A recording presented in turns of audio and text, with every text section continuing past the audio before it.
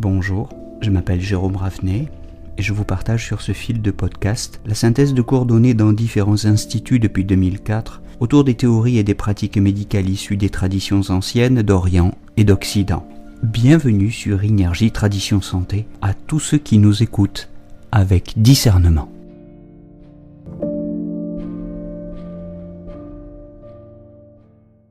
La présente capsule est un cours de 2e année pour les élèves qui commencent à modifier les prescriptions classiques. Et si c'est votre cas, vous devez absolument penser au principe des antagonismes.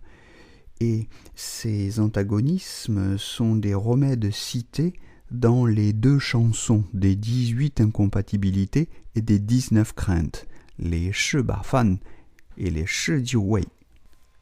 Donc, l'association de certains remèdes doit être évitée en raison de leur incompatibilité. Dans le Shennon Ben Sao Jing, dans le premier grand formulaire de pharmacopée du divin laboureur Shennon, ces incompatibilités sont distinguées en 2 catégories, les inhibitions, Xiang Wu d'un côté, et les antagonismes, Xiang Fan.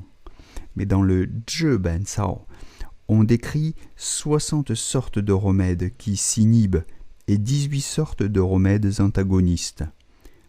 Il n'y a pas toujours unanimité sur ces contre-indications, sachez-le. À l'époque des Jin, un résumé sous forme de poème a été établi concernant les 19 craintes et les 18 incompatibilités. Les 19 craintes, Shi Jiu Wei, et les 18 incompatibilités Shi Ba Fan. Alors je ne vais pas vous les chanter, mais je vais vous les réciter tranquillement, de manière à ce que vous puissiez réécouter souvent ce podcast et mémoriser ces associations indésirables. Et même si vous ne les avez pas complètement mémorisées, l'essentiel est au moins que votre attention soit éveillé, alerté à chaque fois que vous les rencontrez dans une prescription, de sorte que vous puissiez au moins prendre le temps d'aller vérifier que vous n'avez pas fait de bêtises en les associant maladroitement ou par négligence. Commençons par les 19 craintes ou inhibitions. Shi Jiu Wei.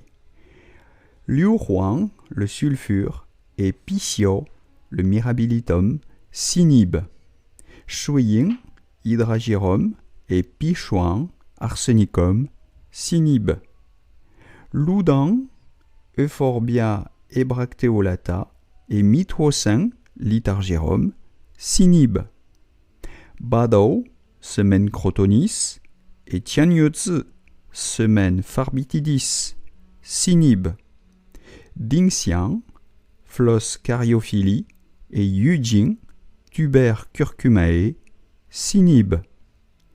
Fuzi et Wutao, radix aconiti carmicaeli, et Sijiao, cornu rhinocéri, s'inhibent.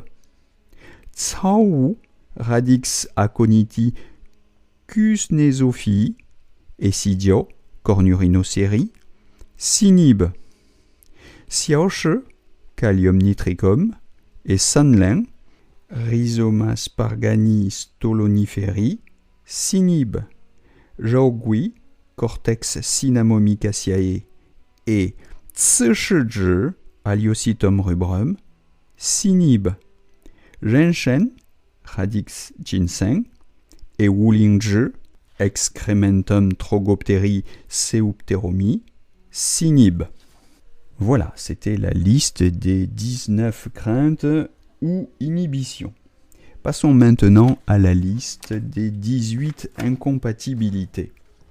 Alors elles sont importantes parce que vous rencontrez Gan Sao dans cette liste. Gan Sao qui est un ambassadeur très fréquemment utilisé. Alors attention. Les 18 incompatibilités, Shi Ba Fan.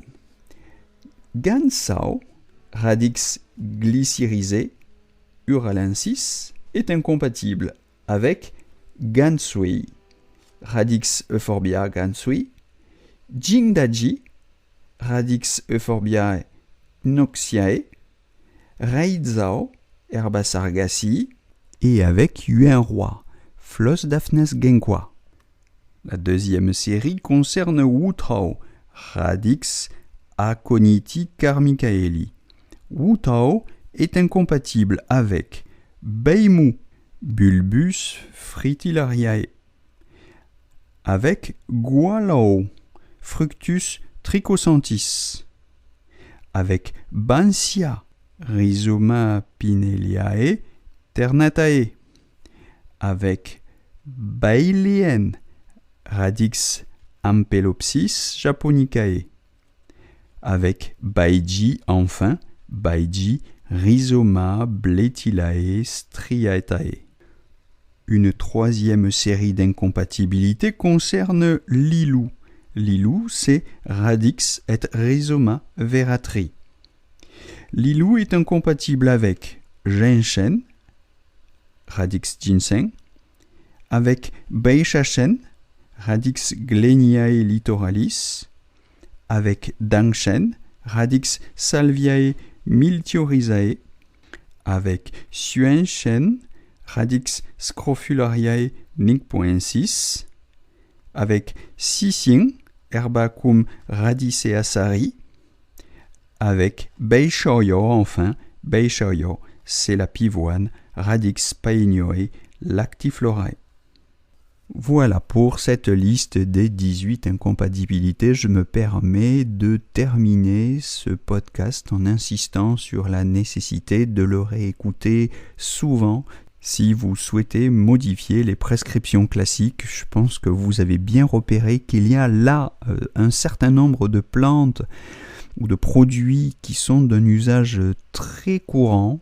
Je pense au ginseng, je pense à Reizau, les algues, je pense à la Pinellia, je pense à l'aconite, qui sont des produits d'usage fréquent, courant. Et donc, si vous les modifiez, faites surtout très attention de ne pas les combiner avec des plantes incompatibles dont vous ne maîtriseriez pas les dosages, puisque, s'il n'y a pas d'incompatibilité absolue, bien sûr, ces produits peuvent quand même se mélanger, mais la possibilité de les mélanger suppose une maîtrise parfaite des dosages et des patients auxquels on peut éventuellement les proposer. Donc surtout, faites très attention avec les personnes âgées, faites très attention avec les patients en convalescence qui sont gravement affaiblis, faites attention avec les femmes enceintes, ne jouez pas avec le feu.